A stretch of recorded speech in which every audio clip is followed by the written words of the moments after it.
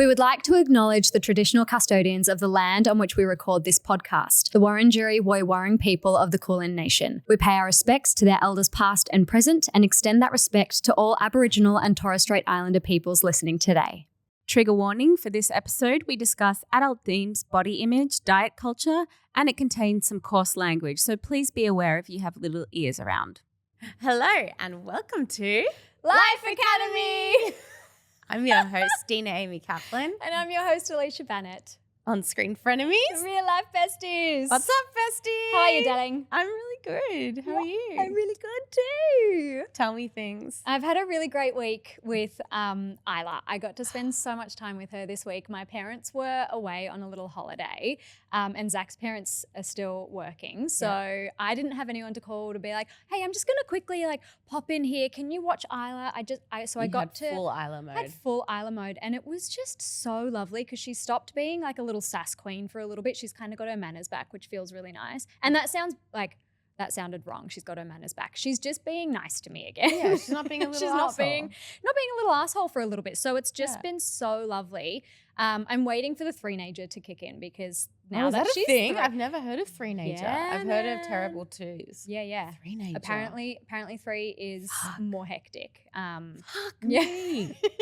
Two's hard, Two right? is so hectic. Yeah, but no, we had her birthday party and she had the best time ever, and it's just been a really lovely week. Yes. I'm just feeling I'm feeling the good feels. So it's so kind of, nice and to it's hear been you say that. sunny. The sunshine. And sunshine one's just sick. makes everything better. No one's well, I've had I think Zach had a little bit of a niggle in his throat and I was like, I think maybe I have a little bit of a niggle. Isla's waking up. She's still got her bloody cough and, a bit of a runny nose. But for the most part, you're all okay. Good. Oh, Let's so not nice jinx to that. hear. Knock on wood. Knock on your head. Have you not seen people do that before? No. Because your head's made out of wood, it's Yeah, I get it. I got it. Anyway, well, I'm it's so a glad thing to that hear I've that, done. and I know you were a little worried about the birthday party, Yeah. but it looked like, and I'm so sorry I couldn't be there. I had my stupid psychology course. God, priorities. Yeah, I know. I'll fail my unit if I don't go to this, but I really wanted to be there, and it looked like you did an You were amazing missed. job. But it was just so fun. It was just looked so really lovely. fun. You had a petting zoo. We had we went to a little petting zoo farm thing, and so cute. she just had so much fun. How and all cute their is little that? How friends. much 2-year-olds love farm animals? It's very sweet. It's like Maya's life. She's obsessed with farm animals. Watching them discover new things and see animals, and it's very magical. Very cute. Geez, I'm on a high, aren't I? Yeah, no, actually, nice. I'm hard relating. I've Yay. had also an amazing week because I've also had really beautiful quality time with Maya.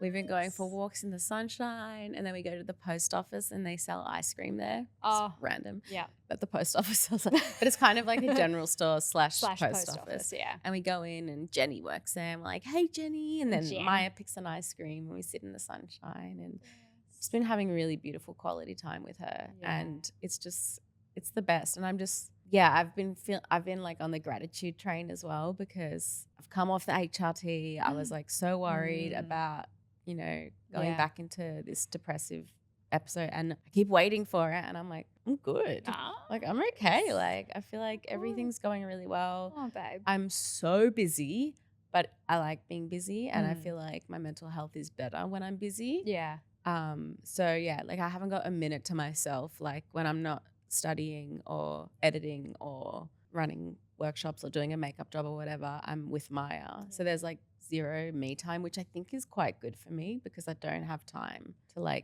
think about my shit. Yeah, okay. Yeah. Because I remember when Not I was always spiraling. working and filming and stuff, I was pretty good. It's when I have too much downtime, then I can get in my head a bit. So I don't know. I love the busyness. Everyone's you're doing too much. And Alex was you're going to something's got to give. You're going to get sick or you're going to, and I'm no, I think this is how I roll. Thrive, Yeah. yeah. I think I thrive on the busyness. You always have. You've always been really good. I mean, it's what you have realized before though is that you do need to still have The self-care.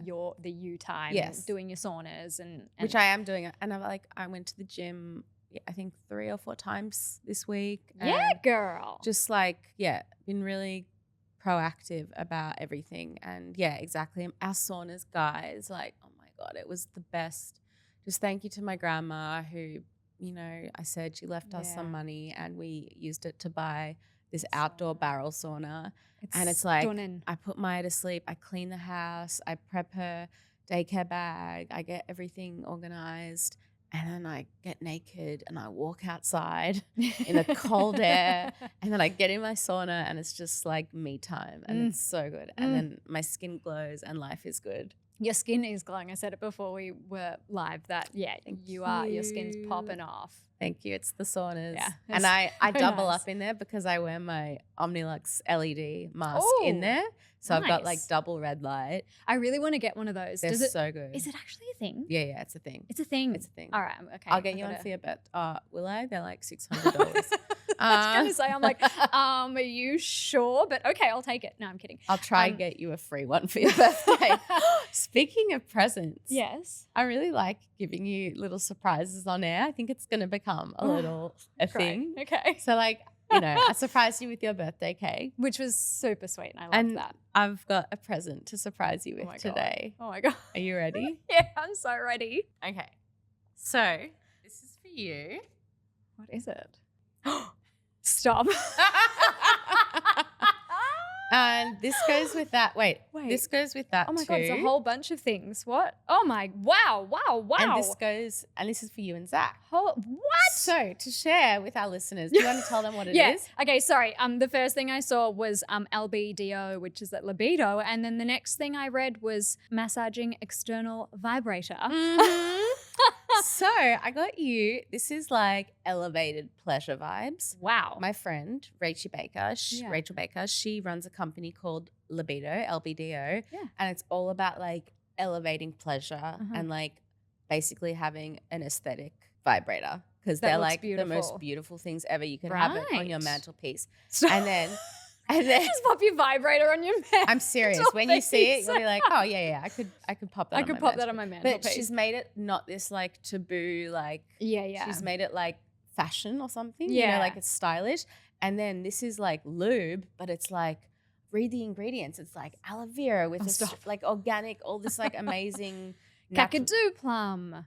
yeah. Kwandong extracts. Kwandong extract. Nice. So yeah, so- pH balanced. Oh, we love a bit of pH love that. balance. That's nice. and then this is for you and Zach because you know how much I love connection cards. yeah. So these are for couples specifically. Yeah. And Alex and I have been doing one at dinner each night. Stop. And it's just like, they're not all like sex questions. They're Yeah. like intimacy questions. Oh, like beautiful. just I don't know. I can't think of them right now. But yeah, this is from her. I didn't buy this for you. So it's from Rachie, but she wanted me to give you a package and I got my Thank own. You, so we Rach. can Thank you, both Dina. orgasm and connect and Great. just have the best time Aw, thanks, babe. ever. Yeah. Nice. I'm very excited about the cards. I think it's really nice because it's with Zach and I. Obviously, we've kind of we're all starting our own businesses here, and we've been so busy. So it'll be really nice just to reconnect and build that intimacy back up. And yeah, and that's then you can nice. also And then build we can up try your for a own- baby. Exactly, and have some fun along the way. Yeah. So shout out to Aw. Libido. Thank you for sending these, Thank Rachie. you. You are one. She's like living in New York. She's like I Living went her to best school with life. her, and she is just killing it. Like this has been featured in Vogue, and like it's Huge. all the rage. Oh my goodness. So yeah, that's for you, babes. Thank you very much. Anyway, we better get on with today's episode after you've put your vibrator down. Once I should put that down there, otherwise I'll probably get a little too excited. Things will just start shaking. But we absolutely should get on with the episode. I'm so excited about our guest today. So am I. She is a speaker. She's a qualified speech pathologist. Which She's makes me nervous because I feel like I'm going to not speak very well because of that. Anyway, just a keep little going. bit of the nerves that kick in. I feel like I need to speak properly. I'm not sure that's really No, that's not what a speaking speech properly. pathologist. Well, I mean, kind of. but We'll find out. We'll find out. We'll ask some questions. She's also a former Miss Universe Australia. She has her own podcast that she hosts called Tell Me More. Hugely successful. Hugely successful. And she's just an all-round really wonderful human being and like She's the also most beautiful and loveliest a fucking person. amazing artist, which is And just then- like a low-key like side hustle. All of the things, right? This woman is phenomenal. This is Olivia Molly Rogers. Thank you so much. Welcome to Welcome. Life Academy. Thank you so much for having me. I've got sweaty hands. That intro was so nice. I'm like, I don't know what to say.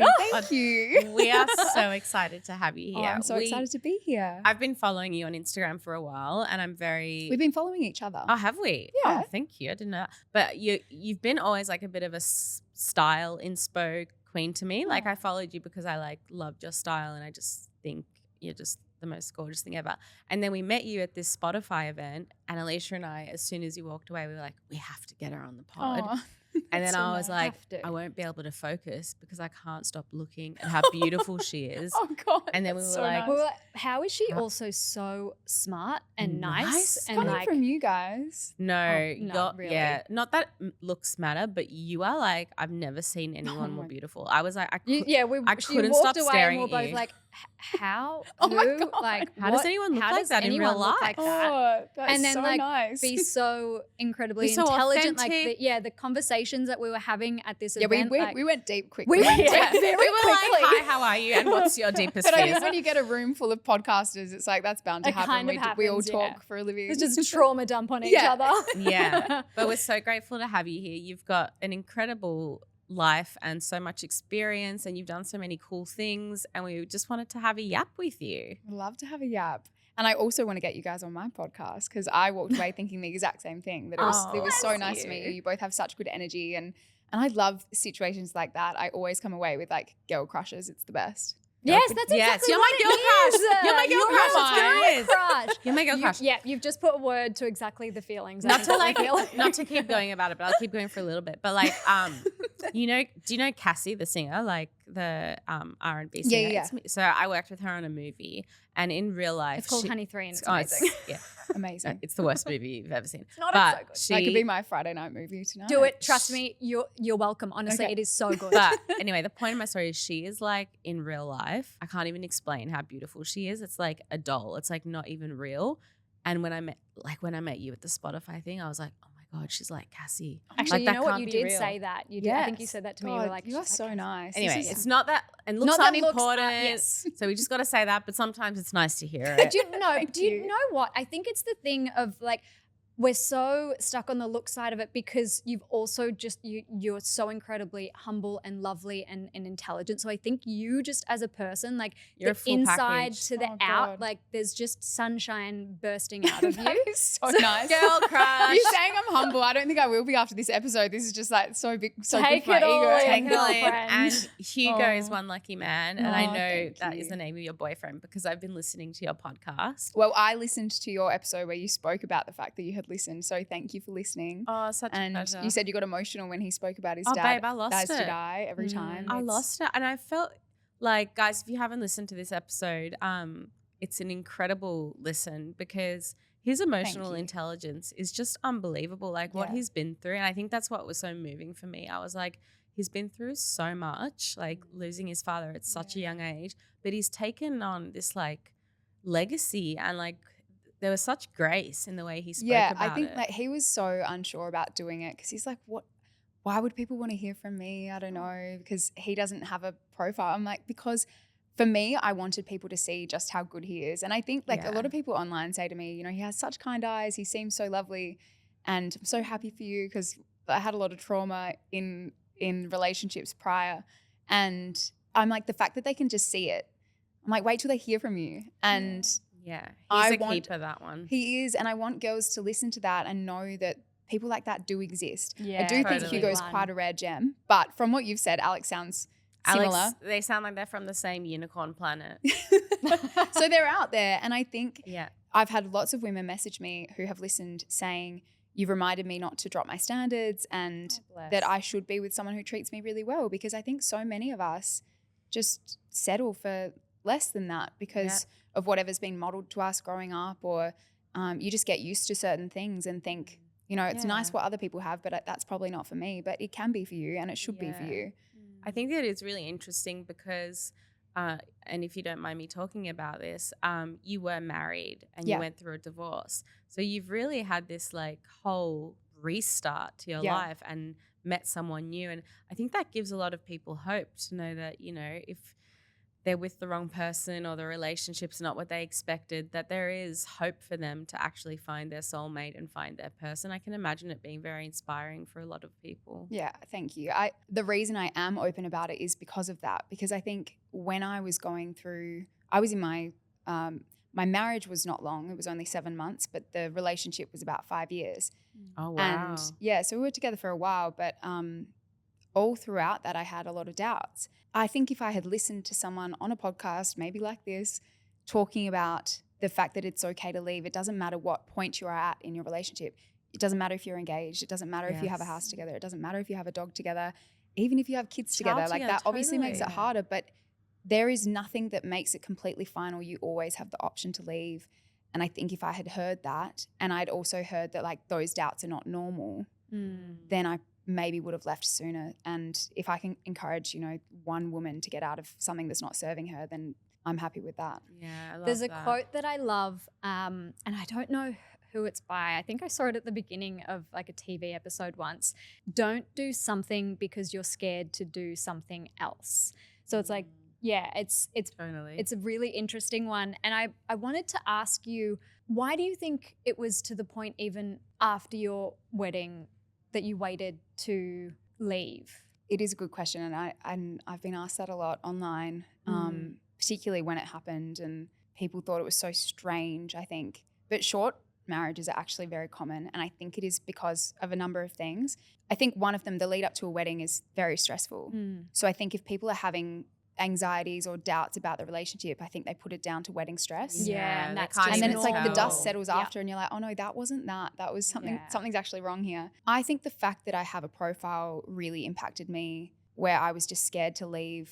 I felt like I'd made my bed, I had to lie in it. So I just kept trying to make it work. And there were niggles from very early on. The first year that I had doubts, there were red flags. When I left, I said to my sister, I feel like such an idiot. And she was like, you're not an idiot, you're an optimist. And I was just really trying to make things work. And I thought there was something about getting married that's like, when that person is your husband and you're their wife, that like you have this like other level of respect for each other, and that kind of commitment is bigger or something. But and you've it's made not. vows and all Yeah, that but stuff. it doesn't really change anything. Like I think I held out hoping that it was going to shift something, and it didn't. If it kind of did the opposite, where I was like, oh, okay, like this is it now, and is this what I want for my life?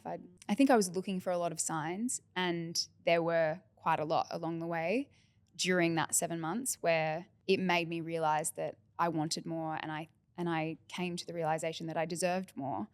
And yeah, like that. I actually saw this makeup artist the other day, and I said to her, she got emotional when I told her, but I said to her that she was a big part of the reason that I left, because she said, oh, it's so nice seeing you. You're always so happy these days, and I love that for you. And I thanked her and said, yeah, we had this conversation, and she was like, oh my God, what do you mean? And she panicked because she thought it was something bad. And I'm like, no, it's good. There were multiple conversations, and hers really stood out to me. But she was doing my makeup, and she said, oh, you're so beautiful. Your husband must just love you. And she said it in this like really nice but like aggressive way. And I was thinking, nah. Nope. Nah. I don't think he even likes me. Oh. Fuck, that's so heavy. Yeah, but I was like, I would go to, jobs or events and meet people and walk away being like, I really connected with those people. I feel like they like me. I feel like I'm being myself. And then I'd get home and not feel like I could be myself and not feel like my partner liked me. And I was like, why is there such a mismatch between my life in other areas and then what it is at home? And it shouldn't be like that. Like your home should be a safe space. Yeah. It's really sorry. No, so that just really stuck with me, that I was like, if this stranger thinks that of me, like why shouldn't I be with someone who like loves the shit out of doesn't me? worship you. Well, They should fucking worship you, girl crush. Okay, like worship. They should really be worshipping. Yeah, you. but it actually, two things just came to mind when you were speaking. One is, and I think I've said it on the pod before, one of my favorite like quotes is, a girl tries to change a man, a woman changes direction. And that's always stuck with me. Like when you sort of, as we grow up and evolve and we start to realize that like there's so many red flags that I can't change, it's actually just time for me to change direction. Yeah. Like, and then the other thing that resonated with me that you said, you spoke about how like just seeing one thing or speaking to one person could influence these big decisions. I remember when I was in a relationship that I kept as well having the niggles that this isn't the right thing, and very similar to you, I'm like optimistic, like what's it called, hopeless romantic. Was trying to make it work, and then I watched this of all things, a live comedy Netflix special with Daniel Sloss called Jigsaw. Do you guys know this? It's actually why I have a jigsaw tattoo. Oh, wow. Because it impacted me so heavily. He basically speaks about relationships and the importance of autonomy and like being independent. And he sort of roasts like unhealthy relationships. It's very hard to explain. It's sort of like black comedy, but for some reason it hit me so hard that I was not with my soulmate and this wasn't the person I wanted to have children with. And I was like, fuck, I gotta get out of this. And I stayed in it still for a while, but that one thing, that jigsaw, like that, it was just something clicked. I was like, yeah. You have like the light bulb moment. There was a light bulb moment. Yeah. And once you see it, you can't unsee it. And so I saw it. I saw it just before we got married. Gosh, I think I had hard. actually seen it multiple times, but like it was like something happened a couple of nights before the wedding that my mum was with me and she was like, we can call it off.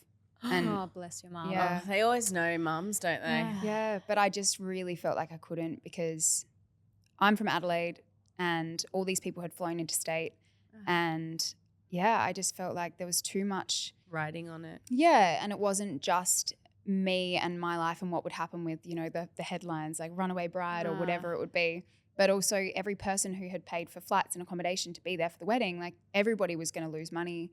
And I just thought, no, I've got to stick at it and hope that things get better. Babe, So yeah. so shit. But a similar sort of like the soulmate thing, I was talking to a friend of mine who, she's so funny. She's got like 5 psychics. And I was like, why do you need so many? She's like, because I'll go to one and then I have to call another to make sure that it all aligns. Yeah. I love that. Yeah, she's really funny. Anyway, she was talking about 5 soulmates. psychics on speed Yeah, dial. on rotation. And yeah, she said to me, she was talking about how she wants to meet her soulmate and she was dating someone. She's like, but I don't think he's my soulmate. But you know, you and your husband, like he's obviously your soulmate. She said it in such like an nonchalant way. And I was thinking, no. And it was another one of those moments where I'm like, no, I couldn't say that with confidence. Yeah. And I'm like, it's so weird that I'm married to someone that I don't think that about. Mm. And maybe it's too soon to say, but do you feel that way about Hugo? Oh, it's not too soon to say. I think the moment I met him, I felt like that, which is so dramatic, but I'd never felt that way about anyone else. And after our first proper date, which was a coffee date, I called my mum and said, he's the one. Oh, wow. Yeah. So it was kind you of that light up. love at first sight. Yeah, which I didn't really believe in, but there was like an instant Wow. connection. Yeah. So cool. Yeah, you And- really light up when you talk about it. Yeah, you do. Yeah. Which I think is he's just the best. obviously such a testament to the man that he is, and also to your strength of being like, no, I'm going to find a soulmate, your soulmate. Well, but I also thought, and I definitely still think this, that any woman is better being on her own and treating herself in a really good way, you know, taking care of herself and doing all the things she wants to do, spending time with good friends, surrounding themselves with good people, rather than being with some dud who treats them like shit. Like you will have it, like they 100%. will be a dead weight. It's such a thing that, you know, the post-breakup glow up. Totally. Because if you've been in a toxic relationship, once you get rid of that, you can be yourself, your spark comes back. And you see 100%. women like that and it's like, why? They should never, unless they meet a really beautiful equivalent person, like don't date any duds because they just bring you down. Yeah. I remember, coming out of sort of multiple relationships throughout my life, and just when I would come out of them, I'd like be myself all of a sudden again. I wouldn't have to worry or think about certain things that I would say or do or post even. Like just I was like, oh, I can I don't have to But hide. yeah, you sometimes that don't part of realize how myself. hard the relationship is or all of the red flags until you step out of it and you're like, oh, well, that wasn't normal. Yeah, no, that was not. When my ex used to go away or travel, that's when I was like my happiest. And I was like, this ain't This right. doesn't feel right. So the math isn't mathing. Yeah. You know, like this Yeah, is not. I wanted to talk about, so you said you're in the happiest place that you've ever been, and you've been really open about your mental health struggles, which I really wanted to say thank you. And I appreciate that because I am too very open about it. And Alicia, I listened to that episode. I'm so proud of her. She was for the first time, spoke really openly about it. Where I would love to just hear where you're at the moment with your mental health and how things have been for you compared to the past. And just tell us a bit more about that. When you guys were having that chat, by the way, it was so hard to just not giggle. Like I kept having to lean back from the mic, like sitting here listening to this live podcast before. But you were saying how at the moment you're feeling really good, which is amazing. And that's how I am. And I think when you've got a history of anxiety or whatever it is, that you have this fear that like, something happens and I'm like, is it going to come back?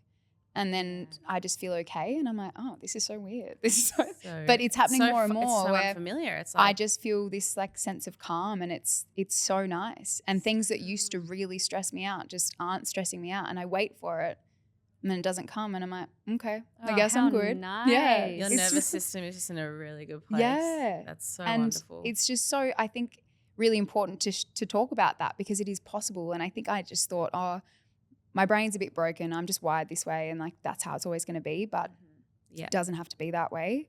And I think there's so many changes that I've made over the last 3-4 years that have really helped me with that. The Can biggest you share one. some of those? Oh yeah, I mean, getting out of a toxic relationship is number one. Well, actually, before sharing those, maybe, I hope you don't mind, can we kind of go back for any listeners who are sort of new to or being introduced to you through this podcast. Yeah. Can you talk a little bit about your mental health struggles and then sort of go into what you're doing? Yeah, tools definitely. And what you've found. So I was a very anxious kid, a bit of a worrywart. Like I remember my mum bought me these little worry dolls that you like put under your pillow that are meant to take the worries away because I worried about everything. My parents split when I was 8. And I feel like that did really impact me because I just sort of felt this sense of like things were going wrong and they were always going wrong. And I also had guilt.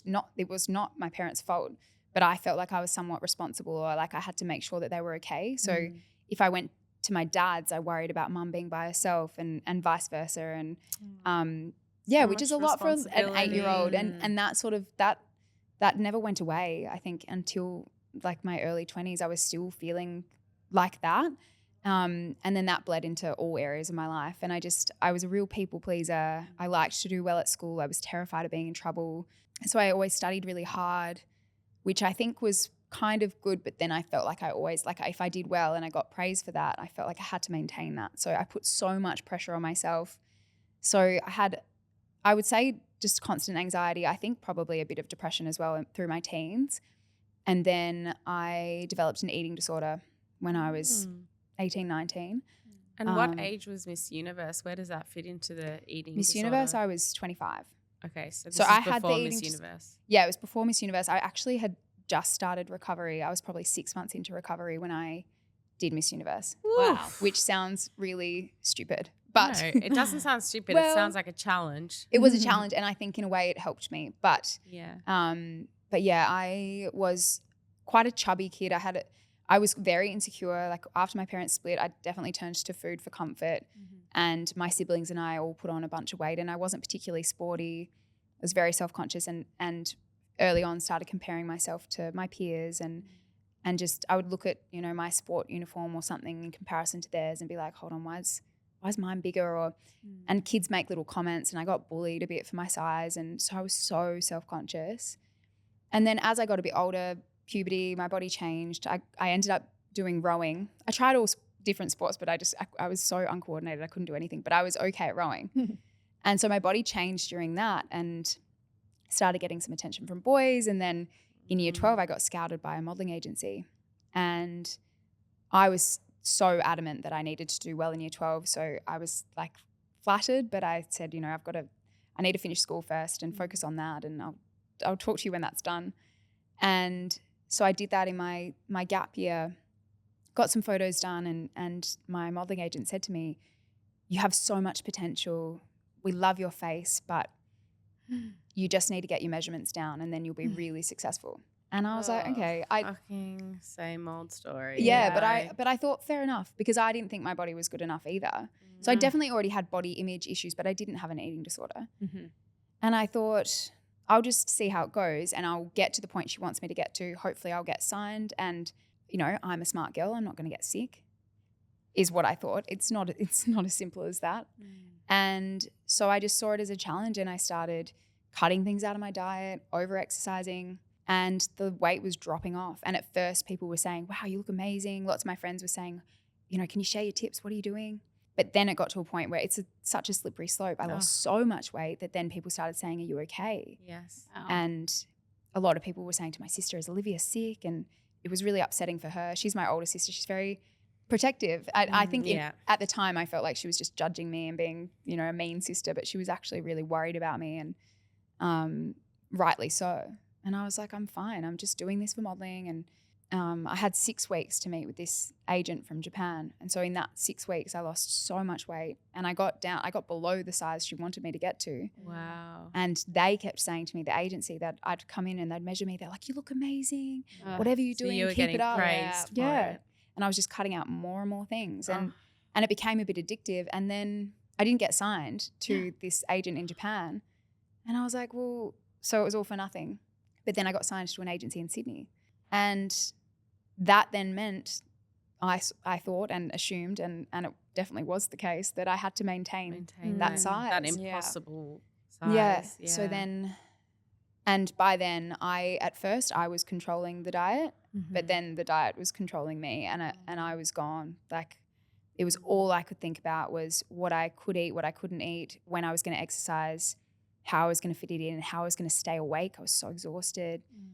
It was awful. And then what started as anorexia then developed into bulimia, and I struggled with that for the next 7 years. 7 years. Yeah. 7 years. Wow. I think it's also just one of the most misunderstood and under researched. Like, I just think it's a mental illness, and eating disorders are a mental illness, and they just don't get the same empathy and attention that other things like anxiety and depression do.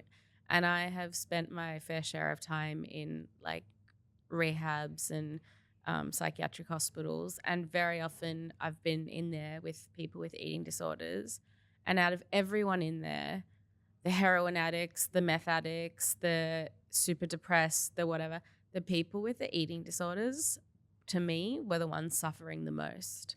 Because I was like, we would be sitting around at a table, eating a meal, having lunch, this thing that everyone just can so easily do. And they were like having panic attacks about like eating what was there, and they had to have a counselor sitting next to them while they were eating their food because they had to be like counseled through it. And I was like, this is wild. Like, this thing I just take for granted, like, being able to eat a meal and not think about it and whatever and get on with my life. It's this huge ordeal for another person. And like, the other thing that I've always thought about it, like with addiction and sobriety, it's like very clear, like black and white. Like, you get sober, you stop drinking and you stop using drugs. It's black and white. Stop eating you forever. Can't stop eating. Yeah. So you have to learn how to moderate. So that's like saying to a drug addict, like, okay, you can only use a little bit of cocaine or just have one glass of wine. It's impossible, like moderation. So when we're talking about addiction, which an eating disorder becomes, you then have to learn how to moderate it, which I just think is so unbelievably hard. You don't have the choice to stop altogether. It's not black and white. And I just think it's so misunderstood. And I've seen the suffering, including my own little sister who's spoken very openly about it. The suffering of people with eating disorders is just so misunderstood. It is. I think also a lot of people, there's a misconception that it is like a choice. Yeah. And it's a vanity thing. Yeah. It's not. It's an illness. It's an illness. Yeah. And maybe it starts as I want to lose a bit of weight, but it doesn't stay that way. It's not a choice. You're not deciding every day that you want to be skinny and you want to starve yourself. It's so much deeper than that. And I think that's why there is so much judgment that comes with it. It's like just when people say like, just eat a burger. It's like, fuck off. Okay, yeah, cool, on. thanks. but it's like Good saying to someone with advice. anxiety, like, oh, just chill. Like, Just take a it's chill pill. Not that simple. So throughout that 7 years that you were struggling with your eating disorder, did you was it kind of at the end of that 7 years that you finally were able to get help, or were you getting help throughout those 7 years and you just continued to sort of struggle? I didn't tell anyone that I was struggling with that. So I went to psychologists and I would talk about anxiety and depression and my perfectionism, and all through uni when I was studying speech pathology, I again put so much pressure on myself and I wanted to do really well. So that's something that I felt like I could talk about, but the eating disorder I really kept to myself because I felt like as soon as I voiced it, it made it real. Yeah. And I thought, I'm not that bad. Like I felt like it wasn't serious enough to get help because I would see people who were hospitalized and they were so thin, like skeletal, whereas I wasn't that. And there's something that I've heard a lot of people who have had experiences with eating disorder speak about this. It's like this imposter syndrome almost where you feel like, oh, I'm not even doing my eating disorder right if I'm not thin. Yeah. Because there was a period where I was tiny. I was so thin. But then with the bulimia, like most of the time I looked healthy, but I wasn't mentally. And so I didn't feel like I deserved help sort of. And I really struggled with that. So it took me a really long time and I actually tried to get myself better. So I still didn't seek help. When I decided to start recovery, I did it on my own. And I don't recommend that. My first recommendation to anyone who thinks they're struggling with it is to seek professional support. Do you remember the first time you told anyone? Yeah, I told an ex-boyfriend and I was so nervous to tell him, but he actually responded really well. And then I was like, oh, I think it's been like any experience with mental health. And I don't know if you experienced this about like the other day when you were open on the podcast, but you build it up so much and then it's actually like this release and you're like, oh, that wasn't so bad. It kind of felt a bit nice. Yeah. And people's reactions are 9 times out of 10 more empathetic and positive than you think they will be. Yeah. But yeah, how did you find your recovery? What worked for you in the end?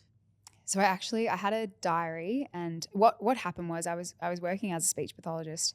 And I was working with these young girls, and there was one girl in particular who her mum told me she'd found modeling photos of me online, realized that I was a speech pathologist and modeling as well. And so she found all these photos. She had pinned them up on her bedroom door and I was her role model. And her mum told me how she looked up to me so much and it was so lovely. But I also just felt like the biggest fraud because I was like, no, if this girl knew and if her mum knew that behind the scenes I've got bulimia, I'm like your tormented by secret. this thing. Yeah, my dirty little secret. I'm like, she wouldn't want her looking up to me because that's not something to aspire to. So I was like, I need to sort my shit out. Like, I don't want to be like that. And I also just knew from, I studied anatomy and physiology when I went through uni, and I knew the damage I was doing to my body as well.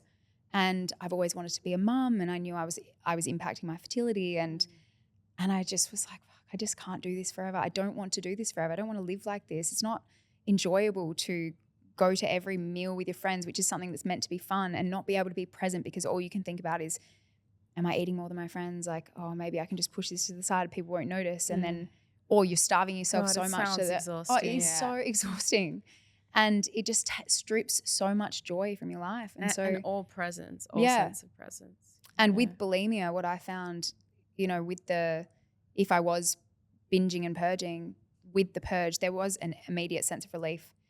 But then that was immediately followed by this overwhelming guilt and shame and just like, what is wrong with you? And I would feel disgusting. So yeah, seeing that and having this mum, I almost cried when she was telling me because I was like, I just feel like such a fraud. That's just not me. And I don't feel good enough. I don't feel like I am like the person that these kids think that I am. Yeah. So I had a diary and I would just try and go one day at a time. It's kind of like I've listened to people talk about addiction recovery and it sounds kind of similar of just like tracking your days. So I would the treatment is the same. That's why you do find people with EDs often in rehabs because it's actually the same treatment. Well, it's like a compulsion. Yes. Yeah. And so I would just cross off every day that I went without making myself sick. Oh wow. And I'd slip up, I'd go like 20 days and then I'd have a slip up, but then I would just keep going. And then the longer I went, I felt like it was like a muscle that it became easier. Gosh, that's incredibly strong of you. Oh, It was not, again, wouldn't recommend. Yeah. Like, definitely do that with support. But it did end up working. And I think the 6 months, I was doing it for 6 months before Miss Universe happened. And then with Miss Universe, I decided I should talk about it. And I felt like that was then going to hold me accountable. And I think it did. Wow. Yeah. So you spoke about it publicly with Miss Universe? I posted a few things on Instagram, and I told more people. I told my friends. I admitted it to my mom. That was really hard because for years she'd said to me, "You're not making yourself sick, are you?" Or she'd ask me little questions because she'd be a bit worried, or someone would say something, and I would just lie. And so that was hard because I knew that it was only ever coming from a place of her caring and wanting to help, and I felt like I was betraying her by not being honest. But you do have to get to a point where you're ready, I guess, and it took me a long time. And how did you find Miss Universe and that whole thing? Because I find it a fascinating. Yeah. I feel like it's probably not too dissimilar to the dance world, maybe. I don't know. I want to hear all about Miss Universe. What do you want to know? I like everything. They scout a lot of girls. That's how a lot of people end up doing it. So I got scouted. I thought it was like in a shopping center? An email. So my Instagram at the time, I had just been posting, going out with my friends, some modeling photos, some art things. Like I was painting all the way through uni, so I'd share a lot of my art and stuff. But I maybe had 8,000 followers or something. Like I had a little following. Okay. Yep. And so, they found me on Instagram and emailed me because of that. And shocked. I've never got that email, I have to say. Wild, same. I can't believe it. I don't know if they still email. But anyway, I got this email. I thought it was fake. I think I've still got it somewhere. But it said something about Miss Universe. And all I ever knew about Miss Universe really was Jen Hawkins. I never God, I haven't heard that name in years. Yeah. Jen Hawkins. Well, she's the last Australian to have actually won the whole she won thing. Yeah, okay. Yeah. So she won like the world She won Miss Universe. Wow. Miss Universe of the universe. Not just Miss Universe Australia. Wow. And I was like, I don't think that's for me. And I was also thinking I've just gotten to a place where I feel a bit better about myself. I don't think it's a great idea to stand up on a stage and be compared to other women, all these amazing women. And I was like, I don't see myself in that category whatsoever. And so I said no. And then they followed up and asked again, maybe a couple of weeks later. And I was talking to mum about it, and she was like, well, they obviously really want you. Maybe you just do it and just see how it goes. And the worst that can happen is you don't feel comfortable, you can pull out.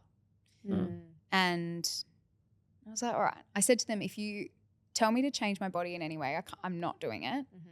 Because I knew that I would just be too triggered by that. And I also made a rule for myself that like I wouldn't try and lose weight for the stage things or anything like that. I just wanted to stay as I was. I felt like I was exercising and eating healthily at that point, 3 meals a day and trying to have a better relationship with food and my body. And they said, no, we love you as you are and we want you as you are, and we would never do that. And they seemed really great. So I was like, okay, I'll see how it goes. And if nothing happens, nothing happens. And I'll just continue with my life and be a speech pathologist and maybe dabble in modeling on the side a little bit still. And that was that. But then we went to then you won. Then I won. Yeah. We went to Bali so you have your state finals. Okay. So I was competing for South Australia because I still lived in Adelaide, but then a month later I moved to Melbourne. So I was a South Australian finalist. Right. There were 4 of us that got through, and then they had multiple other girls from other states. So there were 32 in total for the national final, and all of us went to Bali together, had this amazing trip. And so I made all these friends with girls I never would have met otherwise. And they were all awesome. And I think all of my fears around, those girls are so beautiful, I couldn't possibly be in a room with them. Like that I definitely felt that. I was still quite insecure, but then realized that they all had their things as well. Yes. Everybody's got their own insecurities. And people that I had on a pedestal, like I remember looking at the girls that won from other states and thinking, oh, that girl's going to win, she's amazing, and sort of comparing myself. And then I'd meet them and then I'm like, oh, you're so lovely on the inside as well. And it was just, it was really cool to meet girls in that way. And I never thought that would be something that I would do. Just humanizes them, I Yeah. suppose. Yeah. Yeah. Being able to meet and speak. What sort of preparation do you have to do? Like, is it like, do you have to do catwalk modeling, and then do you have to do interview? Like, did you have to have a coach or like do any In sort Bali, we had programs. We had like a Okay. walking program. There was a personal development program, which I thought was great. It was very confidence building.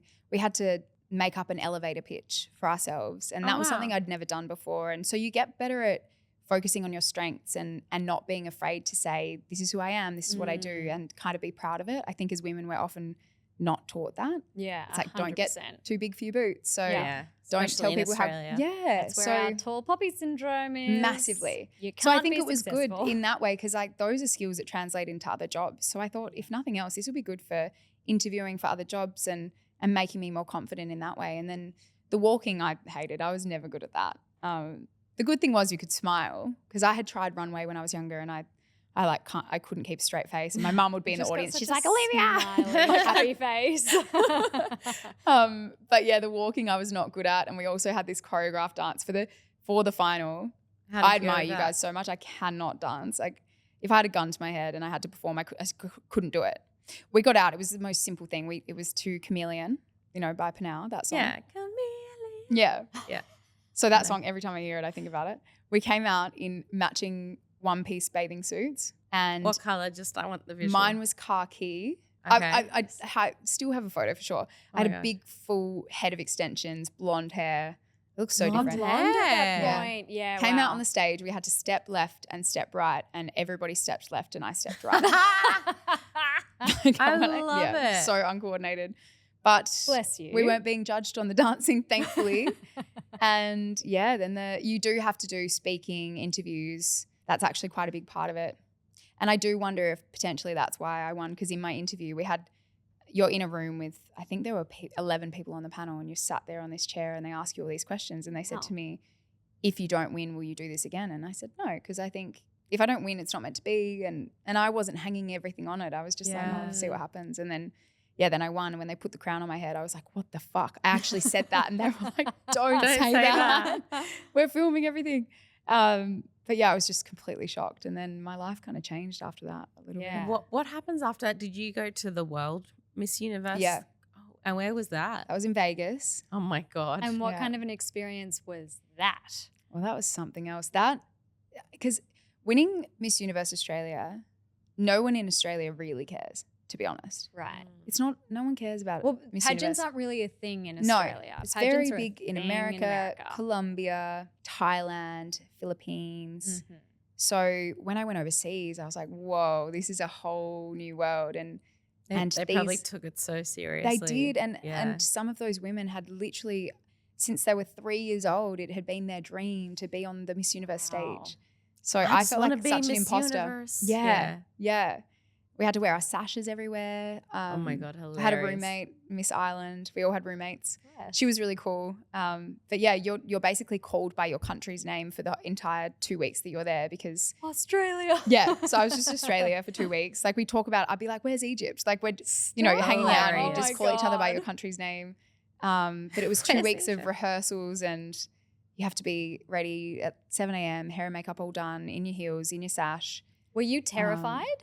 Oh yeah. Yeah, because I just feel like, I mean, it's such a thing to be on a stage anywhere. Like I know especially towards the end of my dancing career, like any time that I had to go and dance on a stage, like I remember once I came off a stage and like I vomited off stage. I was like, I made myself gosh. so No. nervous and worked up.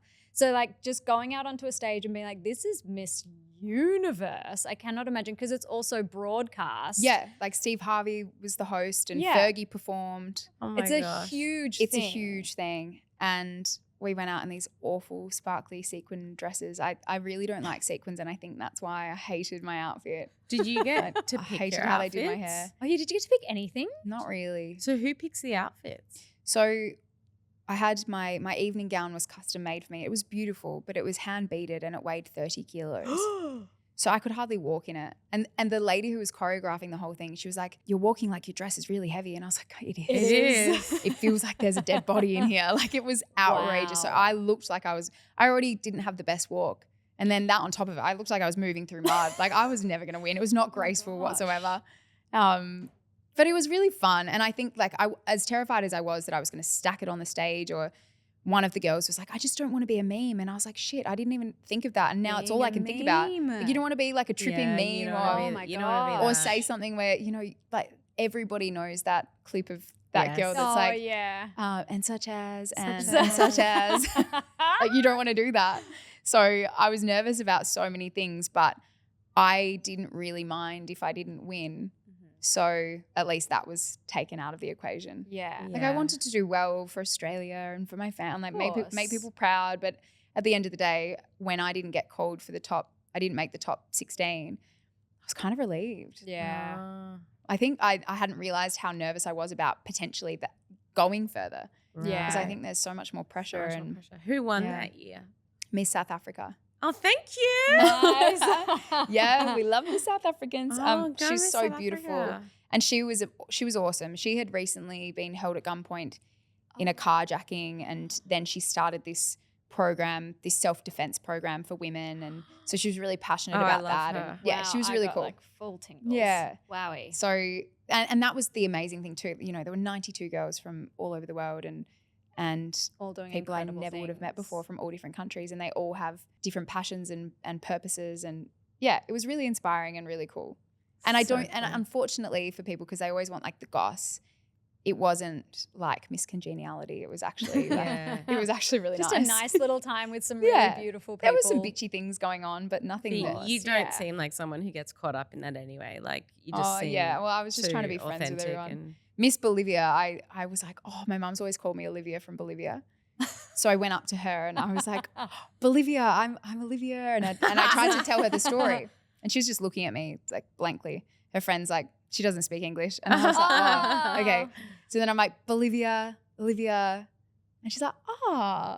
So then every day I'd just be like, Bolivia. She's like, Olivia. That's all we ever said to each other. Bless. That's really cute. Friendships, so cute. But apparently there are some girls who, if Spanish was their first language, they would pretend that their English wasn't that great, so that then when they're on stage being asked a question, they'd ask for a translator. So they'd hear it in English, process it, hear it in their language, process it, and then answer. That's clever. Genius. Yeah, absolutely. But like genius. all those tricks that I'm like, Yeah, I don't know you were what not I'm playing doing. the game. You were just like, I'm here for shits and gigs. just having a good time. I love that. And so then when you came back after that, your life, I'm assuming, would have changed, right? Like, because I think obviously Speech pathologist, Miss Universe winner. Yeah. Well, even overnight from the Australian one, I woke up to, I think, 40,000 followers on Instagram. Wow. I think back then, this was 2017, it was very different.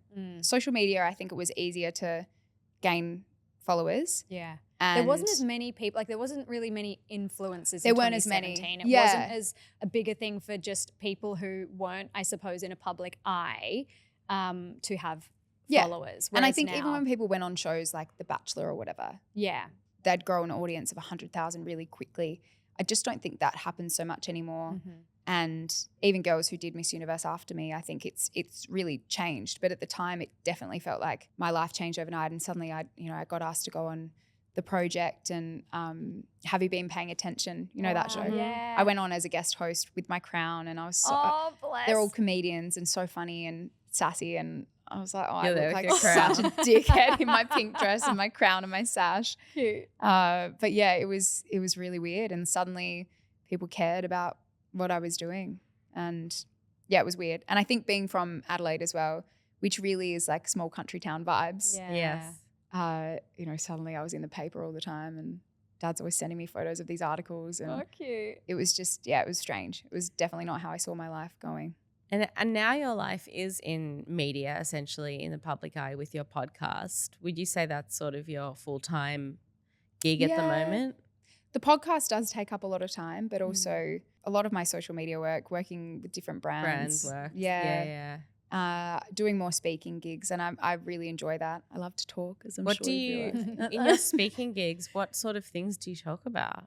Often mental health. Yeah. And particularly now, it's been 3 years since my split from my ex-husband, and a lot of that rebuilding. And so we didn't actually circle back to what helped me with my mental health. Your But tools, yeah. one of the things that has helped me the most is therapy, and particularly this year I've been doing EMDR therapy. How good is EMDR? Oh my God. Yeah, it changed my life. It has changed mine. I think that's where this sense of calm comes from now. Like my general anxiety is just so much less. Yeah. And things that used to literally this time last year give me a physical, visceral reaction, it just doesn't happen anymore. Yeah. So for the listeners who aren't across what EMDR is, can you guys explain exactly what type of therapy this is? Sure. So it stands for eye movement desensitization Reprogramming, I believe. Yeah. And it's a form of, it's trauma-informed work. So basically they use either a tool or their fingers, and they move your eyes from side to side, and you pick an event or a trauma and you go through it, and basically you reprocess it and restore it. So yeah, I don't like fully understand. I haven't studied it yet. I will get there eventually. But I don't fully understand how the mechanics work of the eye movement part, but something about the work desensitizes the level of anxiety and intensity that you had around that particular trauma, and it like turns it down a few notches, and then you can work on all different things. And cool. it's really is that sort of how you would explain it? Very good explanation. I feel like, and Miley Cyrus has recently spoken about it as well. I saw that. I really related to her explanation. I feel like when I'm going through it, and my psych uses his fingers, that I'm sitting on a train and old memories pop up, and it's like they're flashing in the windows and you're just moving through them. And what's at the beginning, he'll get me to sit in the memory, so whatever traumatic memory we're targeting, and close my eyes and, picture where I was, who was around me, how I was feeling, and then rate my emotions from 1 to 10. Did you do that as well? And so I would often be at a 10, a 9 or a 10. Tears streaming down my face, hands shaking, heart rate racing. Same. And then we would do the processing, and then at the end of that, he would get me to rate it again. And the first session alone, I went down from a 10 to a 4. It's incredible. But now I can get down to a 2. And I feel like the memory's over there, and I'm like watching it on a screen, and I actually can't get myself in it anymore. It's amazing. Wow. It's crazy. Like really amazing. Another sort of way I like described it to people is like, for me, it's like a computer with tabs, and there's folders, and say like one of the folders is like, I don't know, abandonment issues. And then like you open the folder and it's just like all the abandonment experiences you felt in your life. So like they will all come, I'm like looking through all of them, and then I sort of get to slowly clear the folder till I just get to like the core most, the one that stands out the most, and then I'm able to work on that one. And same thing, I'm able to get from like a 10, where I'm like, for me, like I had so much medical trauma and trauma around sleep, like because I went through really severe sleep deprivation. So for a while I like couldn't even like look at a bed without having a panic attack. Like I would look at beds and start shaking, and I couldn't lie down, I couldn't rest, I couldn't nap. Like it was just so traumatizing for me because of how bad the sleep deprivation was. And so we were able to work on that, and like things like that were a 12 or 10, I was able to get down, probably to a 1 or a 2, and now I can very comfortably lie in my bed and chill out, and it's my happy place. And that's 100% thanks to EMDR. And also for me, I did ketamine-assisted psychotherapy, which was unbelievable for me as well. But yeah, I'm so glad that it helped you. You too. But it's just amazing, and I wish I had done it sooner. But I wonder if I maybe needed to get to a point where everything else felt good around me. I think you have to be at the right place for it. Like you can't process trauma till you are actually in a reasonably safe place. True. Anyway, like it won't come to the surface because you'll stay in a survival place. Yeah. So, but I think I saw more progress from 3-4 sessions of EMDR than I had in 2 years of talk therapy. Yeah. Wow. I'd agree with that. But I think it's also that you can actually see it. You're rating it. It's easier to see that rather than, I think with talk therapy, you're progressing, but you don't know day to day how much you're progressing until you really look back. Especially like it's that kind of light at the end of the tunnel thing where if you can see that there's an end to it. And with Yeah. that kind of therapy, it just gives you that extra little, it's like you're treading water and it's like, okay, I can keep going now. Yeah. I know that there's going to be an end soon. Definitely. Do you have, for anyone who's potentially looking into it or going through it, did you find that you got a little bit worse before you got better? I was so exhausted after every EMDR session. Yes. Haven't done it now in a while. But I definitely will keep doing it, I think. Yeah. Because there's still some things to work on. Always. And new things pop up all the time, I think. But yeah, I think it's important to know that it doesn't feel good. Like, it's not an enjoyable thing to do. No. It's really hard. It's hard work. Really hard. And you want to be with someone that you trust. And I was lucky that my psych is awesome, and I've been seeing him for 3.5 years. So I really had a strong base, a good foundation relationship. So I think it's tricky. It's hard to find a good psych and then to also find one who practices EMDR. But I think my suggestion is to not give up on psychology. I think on therapy, I think a lot of people have had a couple of negative experiences or a psych that doesn't feel right, and then it puts you off completely. But once you find the right one, it's life-changing. It's magic. It's Yeah. life-changing. Yeah. Yeah, we're on the I same never thought I would totally see- got put off. Yeah, oh, that's good. I really never thought got- I'd see a male, and he's been the best one I've ever seen. So Yeah, I was kind of, I was a little off. I wanted to find a female, and I did. I went into, my first ever psych appointment, and I was just like, well, that ain't it.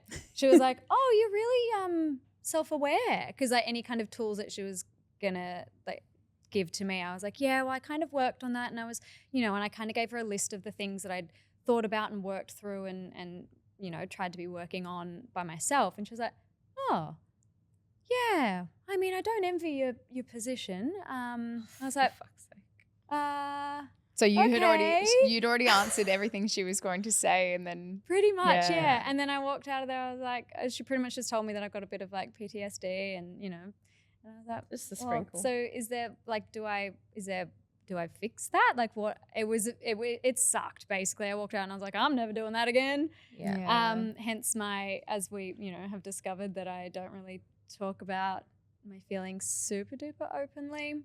But I agree with you. It breaks my heart when people have tried therapy, not had good experiences, and then given up on it. Because I've had, when I started, bad therapists. I've had unethical therapists who talked about me because I was in the public eye. really, I've had some really. How did you find out that they spoke about you outside of therapy? Because I spoke to someone I knew who told me. Mother Yeah. truckers. Motherfucker. She was a real piece of work. that is awful. Yeah, awful. But amazing that you weren't scarred enough that you stopped going. Yeah, well, no, I wasn't, because I couldn't stop going. I needed help, and I wanted to get better, and I've always fought really hard for my mental health. But I get really, and I'm studying it now, so I get really sad when people give up on therapy, because I agree, it has changed and saved my life. My therapist is like a gift from God, who has taught me so much and inspired me to want to go into the profession. And I just, That's so cool. Yeah, to anyone out there who's given up on therapy or Not looking at anyone. yeah, Not looking at anyone in or just particular. thinks, oh, it's not for me. You just got to find the right person, and it's probably not going to happen your first time. It's probably not going to happen your second time. You've got to keep trying and just try a few different sessions. But when you find your person, it can be absolutely life-changing and magical. Yeah, definitely. And I also think it's really important to go not just when you're in crisis mode. No, exactly. There are I plenty of agree. times where I was like, I feel fine today. I don't know what we're going to talk about. I'm having a really good day. And then I'd get there and he'd ask me one question. I'm like straight away in tears. I'm like, oh, okay. Hard relate. There's a lot going on. Yeah. Because you bottle it up and you don't know until you're in a room with someone who's removed from everything else in your life. And it's this safe space that stuff just comes out. And I do think when you're feeling better is when you can actually do the work properly. Totally agree. Yeah. Yeah. You got to be in that safe place. Definitely.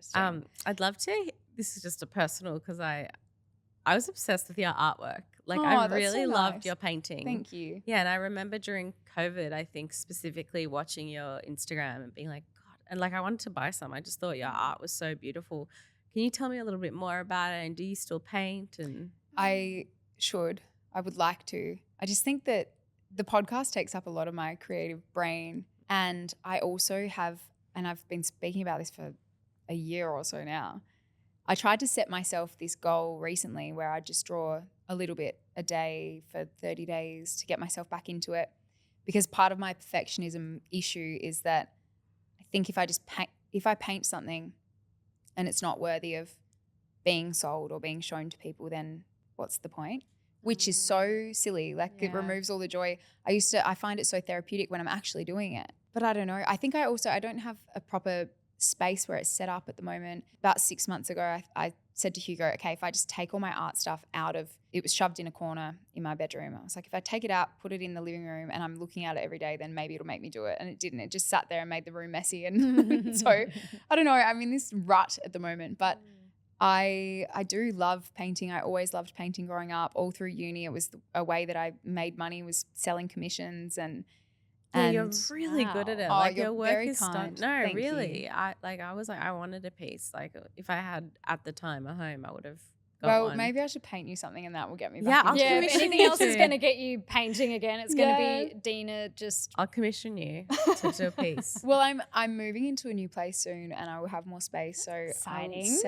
I will And set I up think an your art followers space. would love to watch it. Like I find it so therapeutic I watching do, people yeah. paint. I love I watching find it other people very paint, but then I therapeutic. just Yeah. get in this comparison trap. And it's so silly because I think, with podcasting, I think if you're just comparing yourself to other podcasters, you would never start one because there's so many Yeah. out there. That's and really out They're also there. different, Yeah. and they're also yeah. And you're like, what have I got that's that different? And that's what I think about art. But I know I just need to take the pressure away. And there's this beautiful artist called Nicole who I know, and she does these amazing portraits of horses. They look like photographs. They're incredible. Wow. And Nicole Slater. And she said to me, you just need to paint on an old canvas, paint over a canvas that's already been used so that it's not the pressure of, there's something about like this The blank canvas. blank, really clean new canvas that I'm like, well, I'm just going to ruin it. It's too much pressure. Mm. It's really weird. Wow, So yeah. I need to just find a way to take the pressure off and ease back in. Yeah. But yeah, I do love it. I love when I'm actually doing it. I find it really enjoyable, therapeutic. I love drawing with my niece. I've got a little niece, Winnie, who's 4, and she beautiful. loves. Oh, Winnie, I was gonna say, I love that name. My That's so sister sweet. has Such a 3 good kids, name. Winnie, Walter, and Birdie. And they're Oh, bless. So oh cute. my Cutest goodness. names Yeah. ever. Winnie, then my brother's Walter, got and little Birdie. Morris. He's named after our grandpa, little Oh, Momo. that's so so beautiful. cute. And being with them, being around kids, when I was working as a speech pathologist, I was working with children mainly, and I would draw with them, and that was sort of reigniting the spark. So maybe I need to do it with kids more. I don't know. Yeah, Maybe, the kids do yeah. spark that just creativity. finding that little spark, and because I think, I mean, I loved, as a kid, I loved drawing. I was always terrible at it. But I absolutely loved it. And I just think now that I would love to start, because we also had another guest, our last guest, Grace, who is an artist as well. So I think like I've just had this little urge when we've been speaking about drawing and painting and things. I just kind of want to try painting on a blank canvas. I think because Do I like a do paint and it. sip class or something. Oh yeah. Yeah. Do We you know did what? that. I did one of those for a friend's hens, and I'm pretty proud of my artwork. I have to say, it's Yeah. It was actually up good. in my beach house. We did a family one with my whole family, and we got to paint our dogs. Oh, that's so that's cute. And it was Cute. so much fun because we all like my dad's was like, it gives me nightmares. It was the scariest thing I've ever seen. But like, it was Oh, just David. so much fun. We all were just there painting our dogs and like with my nephews, and like it was just the Cute. cutest, little family day out. So you could Yes. do Maybe we something can like do a that. Life Academy Christmas party, and you and I can do a little sip and paint. Or that. something. That's We a do great sip and paint, idea. except we'll Sip be some sipping tea. Celsius. Yeah, No. we will. Yeah. Sip on the Celsius. Give us some. We're on the some sober energy. train, so we're not drinkers. So we'd Fair have to do a I love that. I did 18 months off alcohol, 2021. Nice. Love that.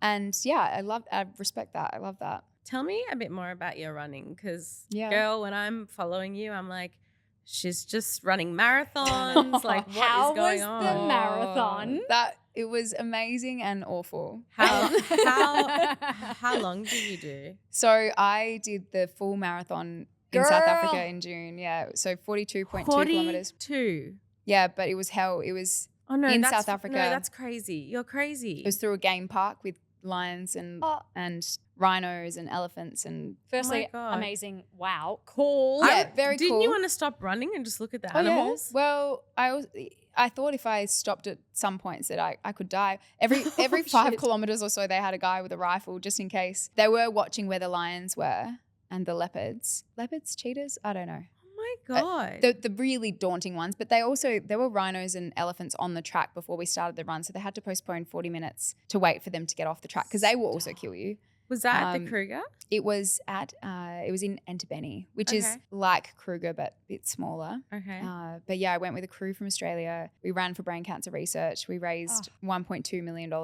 It was amazing. Wow. But it was also the hardest thing I've ever done. And Have you always been a runner? Like, how do you know how to run for? How many hours does that take? that took 5.5 hours. No, Oh my God. like I can't Because run there for were- 10 no, minutes. there I were- don't I can't get run it. for 30 fucking seconds. I don't My fucking God. get it. I There don't were- get it. There were 22 kilometers of soft sand. Oh, Like, you know when you get to the beach and you get off the stairs and Yes, it's that the sand and you soft sink in? sand. Yeah. It was like that. How did you not die?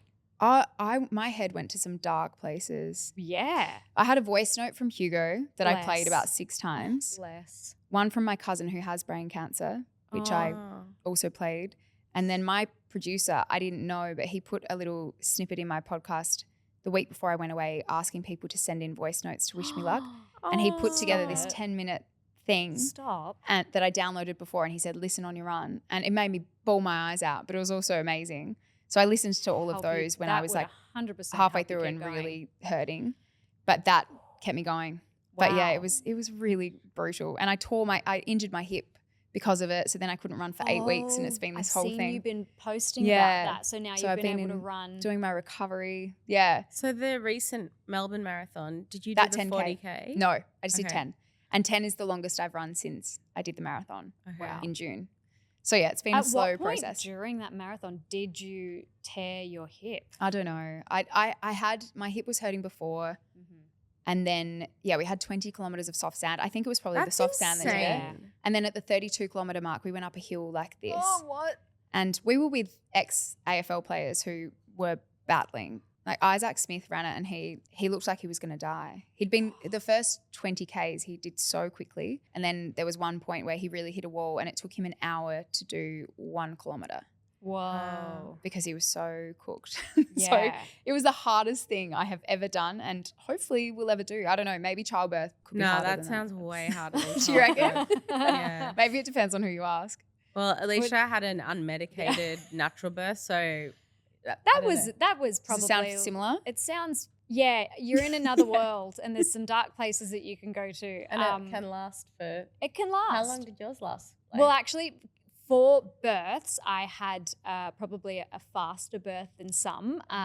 My labour, I think all up was probably about 12 hours from 12 start hours, to 6 hours. finish. Yeah, that sounds brutal. It was brutal. It was such a the way that I explain that, like, there's so many different thoughts, feelings, and emotions that I have about it. But like, I can only imagine like finishing the marathon. Did you feel like a superwoman? Because after pushing a baby out, I felt like a superwoman. Yes You said and you no. felt bulletproof. Yeah. That's I love amazing. that. I didn't quite feel like that. I just felt relieved. And also because when my brain was going to dark places, it was kind of like my inner critic can be a real bitch. And she Yeah, was I bet. pretty loud during that and Yeah. saying to me, like, you know, just get it together. Like, it's just a run. It's just sand.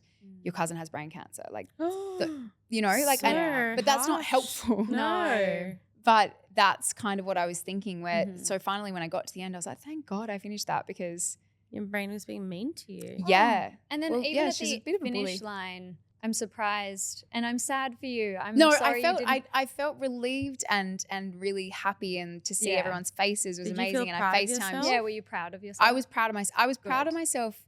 I don't know. It's interesting. Like, not so much for physically getting through it, but like for how much we raised all together. I think as Yeah. like a crew, rather than just me as an individual. But you I should do be proud of think- yourself individually. Thank you. Because that's a Not ma- huge Yeah, not many people can task. say I could, like, I'm sorry, like, there's no way I could do that. Gun to the head. Like, I'd just be like, yeah, take me. Let's go. I would. I did think at some point, I'm like, if a cheetah comes out and wants to eat me, like I'll just Let it go take enjoy. me. I'm just going to taste like running Yum, gels, yum. and it's not going to be that good. Shit. But yeah, I FaceTimed my cousin straight away, and we found out when we crossed the line that we had raised $1.2 million, and just before we started the run, we were close to $1 million, and so Phenomenal. that was just an amazing feeling. And we know now that it takes about $200,000 to fund clinical trials, and so we have been able to fund 6 clinical trials because of that. Wow. Unbelievable. And that one of them could be the thing that, you know, changes changes the path for things. people with brain cancer. And So, that's Unbelievable. incredible too. Yeah. That's just so it was amazing. How is your cousin doing? She's amazing. Mm. She's 8 rounds, or just about to start her 8th round of chemo How out old of is 12. She just turned 30. So she was Wow. 29 when she was diagnosed. We were in Noosa last year for my mum's birthday, and she had a seizure out of nowhere, and then went in for scans. They found the tumor. She had the surgery, and then it took 4 weeks after the surgery to find out that it was cancer. So it was like this awful 8 weeks of Waiting. Oh. the seizure, process. finding the tumor, taking the tumor out, and then all of that. And she's just the most, you guys would love her. She's so full of life, so funny, so magnetic. She's a social worker, just really kind, and just That an is amazing so person. young to be dealing Yeah. with that. My God. Sending so much Oh, thank love you. to Yeah, her so much and love blessings to- and- Thank you. Her I and think to you, to your family and you as Thank well. you. It's really hard. it's hard, and it's so hard when someone you love is going through something like that, and there's You're only so much you can helpless. do. Yeah. well, you're not actually. Well, you did something. That's why I phenomenal. did the Yeah. run, because I'm like, if you can, you should, I think. And Yeah.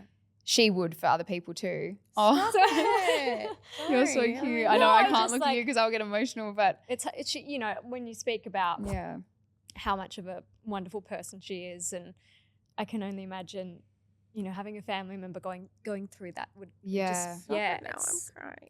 sending Oh, just yeah, and you know, Thank if she you. listens as well, I hope she listens to it, and Oh, we're just sending you she's- so much love That's and so strength nice. Yeah, her name's Chess, and she's just the best. And she and love your chest. Chess. Oh. thank you. She wanted to go back to work because she actually looks amazing, and I think she worries that people then think she's fine, and Fine. Yeah. Yeah. Not feeling, yeah. but people don't know the whole picture. And Can you Yeah. stop? I'm like, sorry, losing I'm it over sorry. here. Now I'm thinking about Hugo's dad, and I'm Oh like, my gosh. everything's just It's tissues spiraling. coming. Bless you. Thank you.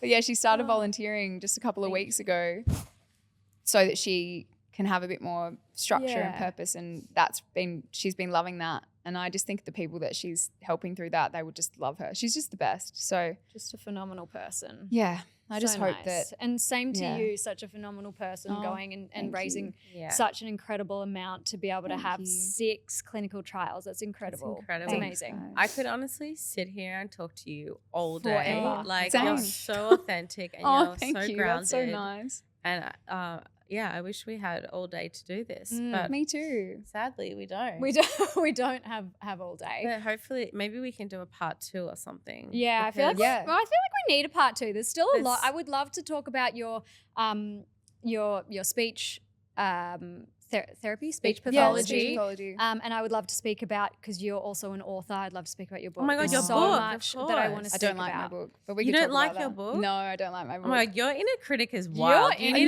to- I know, but it's not. I didn't feel like it was really me, even when it was going out. I said to my Right. publisher, "Is it normal to hate my book?" before it was published. Wow. She said, "Yeah, that's pretty normal." I don't think it was. Right. When And was it? They when were was selling it What do you hate yesterday about when it? I was in Sydney for this Spotify thing. They had it on the I literally said to my producer, "Imagine if they have my book here. That'd be so funny," because he knows I hate it. Wow. And then it was And on then it was on the table. it was You on the manifested table, that hardcore. but they said written by Molly Olivia Rogers. I'm like, Oh, they swapped my stop. name That's around. not But quite it. But yeah, I just felt like I wanted to be really honest. I'm very happy to be very honest. And they took out quite a few bits to sort of make it a bit more PG. More palatable. Okay. Yeah, and you know, I just trusted them because I'm not a publisher. I have no idea what I've never written a book before, so I had no idea what I was doing. Did you write the book yourself, or did you have I was a working with ghostwriter? I was working with a writer, and it was very collaborative. Okay. Because again, I just felt like there's no way I can sit down and write. I don't know what to say.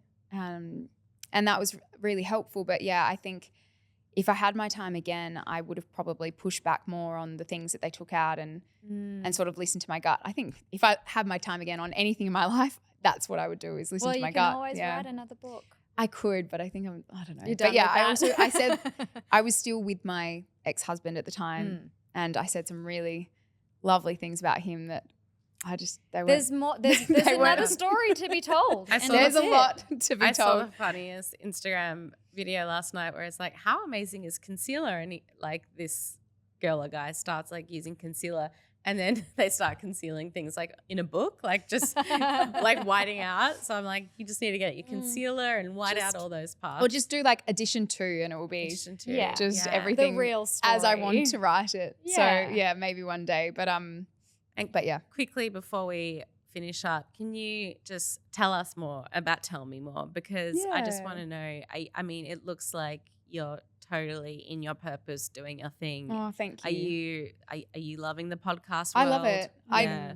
I think it's hard also with my inner critic. I'm constantly like, it's hard to not get fixated on the growth of it. But this season, it's been quite amazing, the growth that we've had, which is why I think you've got to stick at these things. I think if I'd pulled the pin early days because it wasn't reaching as many people as I hoped it would, then we never would have got to the point we are now. And sounds like it's literally what goes through my brain as well. Really? Yeah, I do the same thing where I'm just like, but is it reaching enough people? Like, is it doing what we intended it to do? Is it like? And I go, Alicia, shut up. We're gonna be the biggest podcast. But see, in the so world. she needs you, and I like Daniel, my producer, is the same where he's just like, no, it's great. Yeah.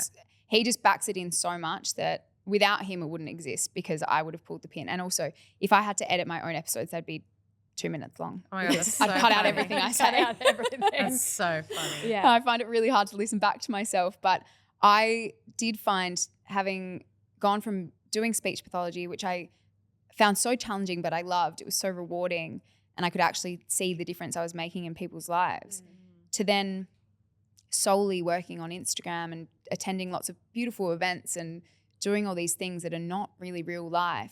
I felt really, I don't know, like this cognitive dissonance where like what I was doing and what I believe in just didn't really match up. And so I was trying to do lots of charity work, but I just didn't feel like I was getting enough out of what I was doing. And I feel like the podcast has filled that void for me because I get to have good conversations with people about the things that I really care about. So some nice purpose. Yeah, it's nice. Yeah, it definitely feels that way when you listen to it. And I don't know if being a speech no, I can't even speak. No, do you know what that happens? That happens so often. It's just people get self-conscious when they I'm getting self-conscious, but I don't know if part of being that means that you have to have a really articulate, beautiful voice to listen to. But I found when listening to your podcast, I was like, oh my God, her voice is so eloquent. And that's so nice. Thank you. I listen back and I'm like, oh God, you're annoying. And when I listen back to, I hope one day I can let go of this control, but I listen back to every episode before we go live just to make sure that I'm happy with everything. And I have a great editor, and it's very rare these days that I'll ask her to change something, but I listen on like 2 times speed because I'm like, I need to get through this quickly. Yep. Rip the Band-Aid off. And sometimes I will pause because I try not to use filler words, and I'm sure I do. Everybody does. But I'm quite conscious on that, so I'll pause. But sometimes my pauses are so long because if on 2 times speed, if I hear a long pause, I'm like, shit, that must be so long because if it's long, 10-second pause. That's huge. I'm like, take it out.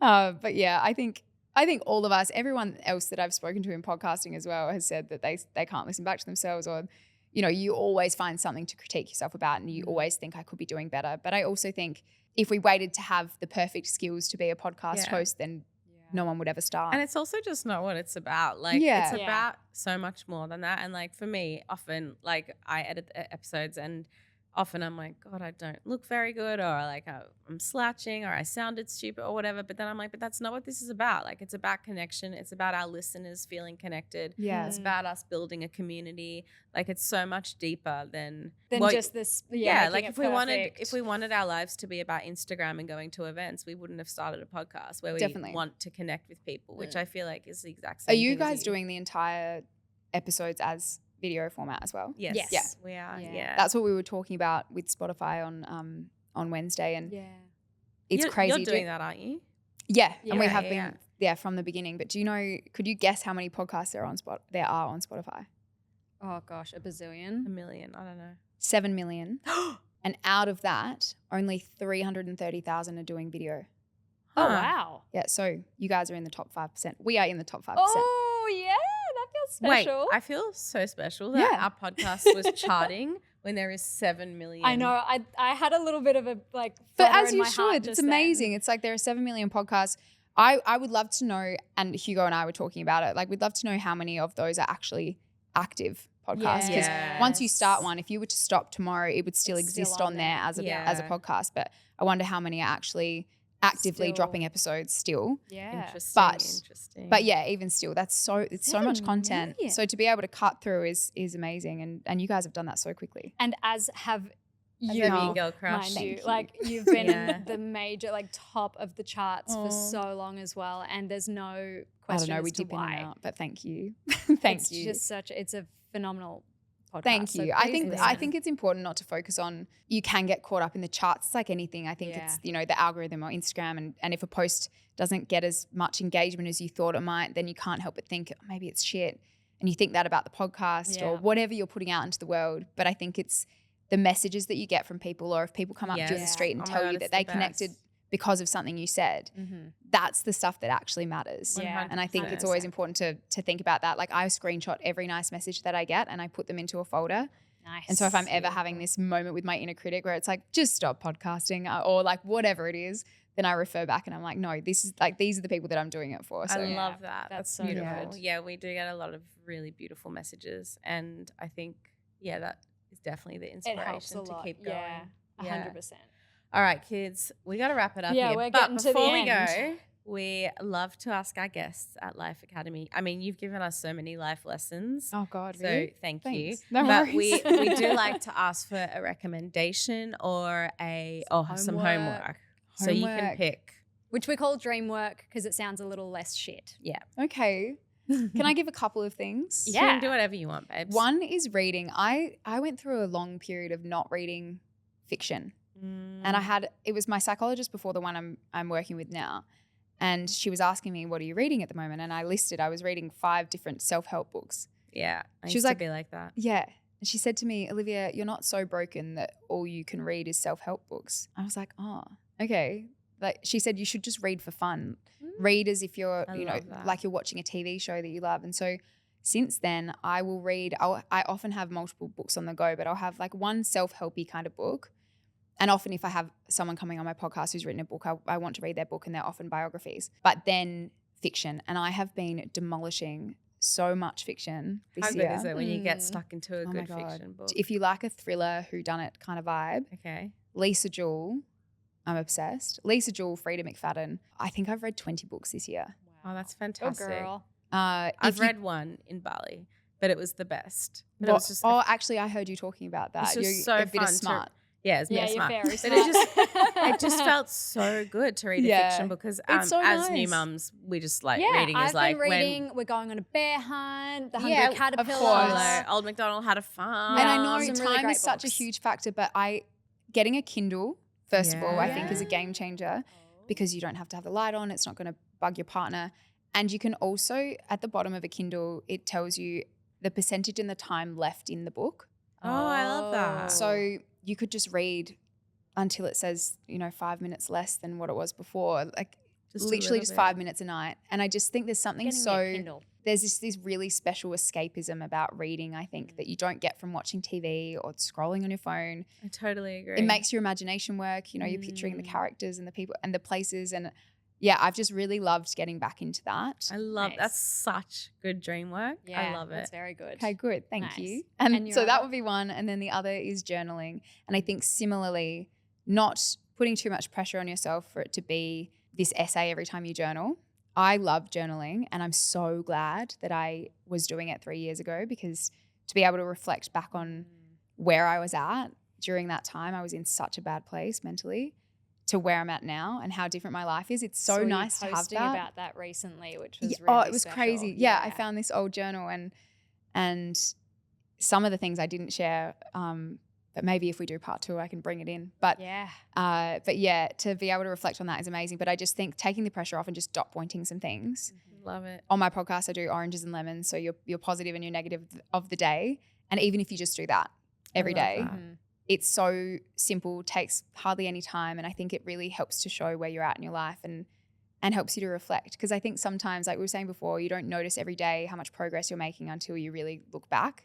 Yeah. And I think to have that in hard copy is really special. Love it. It's really like the timing of you saying that. I've just this week gotten back into journaling. Oh, nice. I've had a big break from it. I used to be like hardcore with, I've got so many journals, like boxes and boxes, and like especially when I was going through my really hard time with my mental health, like journaling was one of my biggest tools. That's amazing that you have all of that. Yeah. Yeah. Oh my God. Like it's crazy. But sometimes I'm like, I think I should burn these because if someone read what was in them, they'd be like, lock her up. I've thought similar things about some of mine. But I've just like this week, because we had the beautiful Cleo Massey on the podcast, she gifted us these gorgeous journals. Oh, amazing. And so I put it next to my bed, and just this week I've started doing it again and doing mainly like manifestation and gratitude journals. But it just feels so nice at the end of the day, writing all the things I'm grateful for and like feeling so hopeful. Like for someone who like very often doesn't sit in a space of gratitude, like I can very often collapse into depression. Like just to feel gratitude and be journaling again, it feels so fucking good. And I'm like the queen of manifestation, so I'm like, okay, if I start doing this, good shit's about to happen. I love that. That's so good. Yeah, so I'm like, yeah, I'm really enjoying it. So but I think even if you're not, because you're in a good headspace at the moment, but even if you're not, doing it really forces you to find the good in the day, and it could be the smallest thing. Like I got a park right out the front of the shop I was going to. Like Nice. as I had small a nice as that. coffee. It makes you look back on your day with a different lens, even if you've had a really 100%. shit day. Yeah. I also recommend to people, even though this isn't my rec, but the 5-minute journal is so good. Because it's like, it's just like 3 things, you know, like write 3 things you're grateful for, and then I can't remember the other things, or like what your goal is. You want it for to the be day. small. Like you don't Small want and it to feel simple. like big homework, because I think then that stops a lot of us from doing it. So Excellent ones. So good. do you guys share recs as well? We sure do. Amazing. You go first. Well, girlfriend. mine actually really, really perfectly ties in with all of that. So my beautiful friend Liv Filand. Love Liv, our friend. Don't steal her. My Sorry. Insta friend. I've never met Liv, but I love her too. She's like sunshine. She's form. fully just such a wonderful, wonderful human. We met my her God, I know in what you're gonna ABC 3 recommend. days. Yes. So she has actually just given birth to her little baby girl, who's so beautiful. But she also just before giving birth, gave birth to her project and new app called My Daily Ritual. It's dope. It is so, so cool. And You'll love it, essentially, actually. it's basically, you've got all these things. I'm going to put it up onto the camera. I don't know if you're going to be able to see it. It's just here. But you've got things in here. It's My Daily Ritual says, good afternoon, Leash. I've put my little nickname in there. And you have these little things you can click into of gratitude. You go in and you can type out 3 or more if you want things that you're grateful for the day. That's a little photo of Isla that I put in there. It's very so sweet. you can put photos in. That's so nice. You can put photos in. Then you've got mantra next. Discover who you are and use who you are in service to the world. By Oprah Winfrey. So today's mantra, Oprah Winfrey. Sorry, a speech pathologist. No, oh my God. But that is, just something, again, like just a mantra to have throughout your day. It gives you a little something. Then the next thing, you've got meditation. It says, how much time do you have today? And it's got options for 5 minutes, 10 minutes, 15 minutes, and then options that you can put your favorites into. And there are so many different meditations you can choose to go through that she has on video form in there. And then same with stretch. She has 5 minutes, 10 minutes, 15 minutes. You can favorite your ones. There's stretches in there. There's a to-do list. You can have, like, you go in, they've got things in here like stay hydrated, nature hit, drink 3 liters of water, make your bed, switch on night mode. And then you can add your own in there as well, and you can tick them off as you go. You can also have a little bell that'll ding ding, like to remind you to drink your water or to do something. Genius. Yeah, it's genius. Breathe, breath work. There's reflection for the end of the day. Social media, how much time did you spend on it? You can implement that. How much water did you drink? How many steps did you take? What person is having the biggest impact on me recently and how? What are 3 things I love about myself? Did I win today? And I saw that this morning when I opened this app, and I was like, oh, it just made me feel really nice, because I was like, do you know what? Even in some of my darkest days, there's tiny little things where I'm like, fuck yeah, I did win today. You did. There might have been 99% of the day that was shit, but I guarantee you that my kid made me smile at least once, and that's a fucking win. Or you made her smile. Oh, that too. Yeah. So yeah, there's just so many beautiful things in this app that kind of tie in to what you were saying about journaling. And it doesn't have to be big. You can spend 5 minutes, 2 minutes doing something that's just better than being better on than TikTok. better than doom scrolling, better than sitting in your shit. It just kind of gets you out. It's such a beautiful app.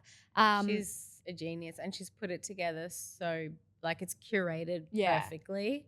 And I think she's put together all these different modalities and tools, and it's in one place on your phone. It's simple, it's easy. You don't need to carry around 4 journals. And It's I a love a that. monthly subscription. However, they also have a 7-day free trial if you're kind of a little bit like, oh, I don't know about these things, and you can try it out for a week and I'm sure try we and can get into a code for our routine. listeners too. I'm sure something, Yeah. but it's check it out, team. My Daily Ritual. It's on the App Store, I believe, available on Apple and also Android. And it's just, so proud of you, Livy. And it's Fantastic work. I've bought I paid for my yearly subscription because I wanna start. You wanna like, commit to it. every day. I want to commit to it. I want it to be You've like inspired me. I was like, yeah, because it's on my phone, but I haven't been using it. Yeah. But I'm going to start. Especially, I love that you can post photos because then I can look back at my photos of the day. It's very sweet. That's cute. I've got 2 recs because obviously I have to give a skincare rec because every Because she's week. glowing. Because every week I give a skincare rec. But I've recently discovered these incredible Biodance collagen masks that you sleep in, and they like mold to your face. So like when you wake up in the morning, it's just like really thin. It's barely there, and your skin like glows. Like, Are they the ones that are like all over social media of people like when they take it off in the morning and their skin is just glass? maybe Is that it all just so, My like when skin people go on the airplane, they have like an Yes. international flight and I they think put it it's on. those And, ones. Yeah, because you leave them on for like 10 hours. Yep. And then you wake up. So I've been sleeping in them, and my skin, when I wake up in the morning, has been absolutely glowing. So I'll put the link to that on the show notes. And then the other thing is the new Diary of a CEO episode that's just come out about women's health and fertility. I saw a snippet for that today. Same. Every woman needs to listen to it. It's just that he's got the top 3 experts in the world on women's health, basically talking about everything from endometriosis, things that women deal with, PCOS, perimenopause, menopause, all the stuff that I'm very interested in, hormonal health. So for any female out there or male trying to support your female, have a listen. It's fantastic. Good That's a great recs. rec. Love that. Love that. Well. What a wonderful chat. Oh, thanks for having me, girls. It's Thank been such a pleasure. you. It went so quickly. It Thank did you go so fast. much. Yeah. Yeah, you are just Olivia. You're just Oh, the you best. guys We are love great. you. That and was I want you to tell me brilliant. more. So we'll do that Yeah, soon. we'll see you We would soon. love to Yeah. be on it, but we are just so grateful for your time, and we've got to do a part 2. There's so much more to talk about. Yeah. So We've just looking scratched forward the to that. surface. That's it. Beautiful. Thank you so much. Bell's about to ring, guys. We got to get out of here. We love Class ya. is dismissed. Mwah. Bye.